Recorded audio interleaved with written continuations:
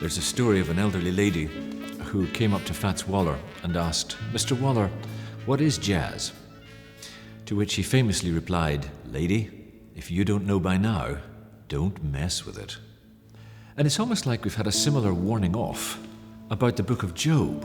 Don't mess with it. It's not a book we're inclined to mess with. It's a book no one wants to read. And that's for some very understandable reasons. For one, it is seriously depressing. I remember telling myself, I'll get to Job when I'm a bit older and when I've suffered a bit more. All the time desperately hoping to live a happy enough life so that I'd never feel the need of reading Job. You wonder, when you look at Job, is God going to call me someday to go through that trial of suffering? And if he is, will I get through? And sometimes you get quite silly about it and you say, maybe if I don't read about it, it won't happen to me. Many of us live in cultures that teach us to deny the reality of suffering. You might live in the Western world, where we're always being told everything that happens is just to make us strong. That's a kind of defiant self-help that just fails to acknowledge how deep a tragedy suffering really is. Or you might belong to a church culture that presents God as a kind of cosmic magician who just heals and bestows prosperity if we can learn to ask with enough intensity. But that's not a large God at all. That's rather a small God. If you believe in a God that delivers from the tough reversals of life, then he's not there when the tough times remain. We need a God that is present through the tough times. Job, he's a hero, all right, but he's a hero that we find hard to relate to. And we want to share his experience about as much as we'd like to sit in a bath full of nails. There's another reason, though, we struggle with Job, and that is, it is a very frustrating read. Now, it's a long book, 42 chapters, and it's a tough read, a tough, frustrating read. The heart of it runs from chapter 3 to chapter 37, and all that happens there is that 5 people make very long speeches about no one's favorite subject, suffering. They sit and speechify, all of them, at great length.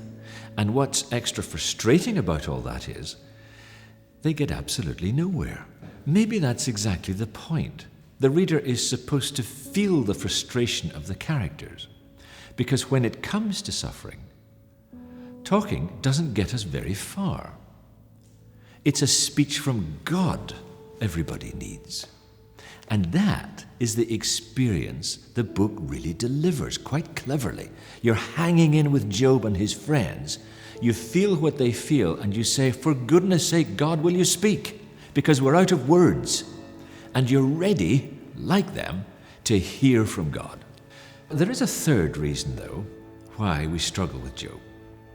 And that is the disturbing portrait of God himself in the book.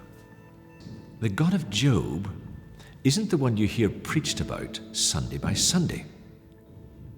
He's a dangerous, disturbing God. Here he is in his heaven in chapters 1 and 2, looking down with pleasure on the faithfulness of Job. And then Satan, of all beings, chimes in and counters that Job is only happy because you've given him, God, you've given him lots of blessings. Take them away, and Job will sing a very different tune. It's easy to sing when you're winning. You're on, says God. Do your worst to him, and we'll just see. So Job loses all his family, his wealth, his health. For what? To prove a divine wager? And at the end of the book, when God speaks, does he explain about this? Not a word. Just gives a fierce, bellowing sort of speech, telling Job to have a laugh at the ostrich and a few other of God's animals. What sort of an answer is that? Yes, God wins the wager. Job doesn't curse God. He passes the test.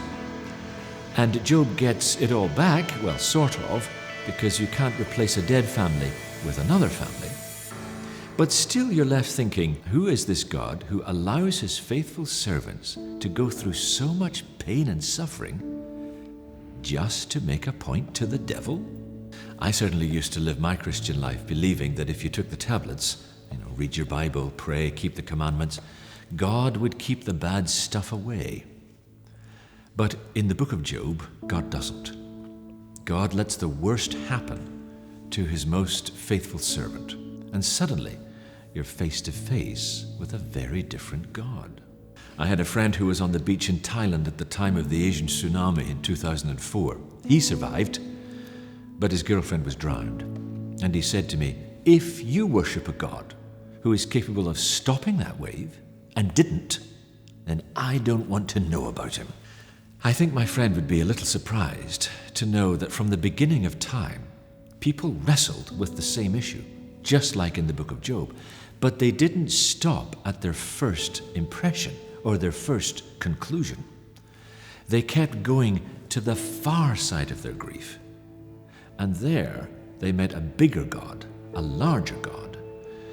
Yes, maybe a more dangerous God, but one that brought them hope and joy even in the midst of suffering. But not everyone has the resilience to push through to the far side of grief and meet this bigger God, which is why we need to turn to a contemporary Job from the persecuted church. Her story can help us get into the heart of the book of Job. Her name is Min-hee, and she comes from one of the hardest countries in which to practice Christianity in the world today, North Korea. She has the resilience, and she can give it to us too if we can receive her story in all its broken honesty. She had prayed for a child for years but could not conceive. But amazingly, after many hard times of prayer, she fell pregnant in her 38th year. But it was a bad time to be pregnant. This was the late 90s, and North Korea was in the grip of a terrible famine. For a while, her husband was able to find enough food. He would sneak on board trains and ask the cook if he could take away the garbage sack. Other times he just stole the food. God, I know you will provide for us, she cried. Please help us and let the baby live. Even if I have to die, oh, just let the baby live. As she became thinner, her husband became more desperate. Until one day, there was a knock on the door of the house, and her husband's body was carried in. He had been shot by soldiers as he ran from a train after refusing to give up a garbage sack. Min-hee was alone, with no one to help. She tried to find food for herself, but she was too weak. None of her neighbors dared to help because she was now the disgraced wife of a criminal. When her time came, she walked up into the hills and lay down on the hard, hard earth. She pushed the baby out. The baby didn't move or cry. The child was dead.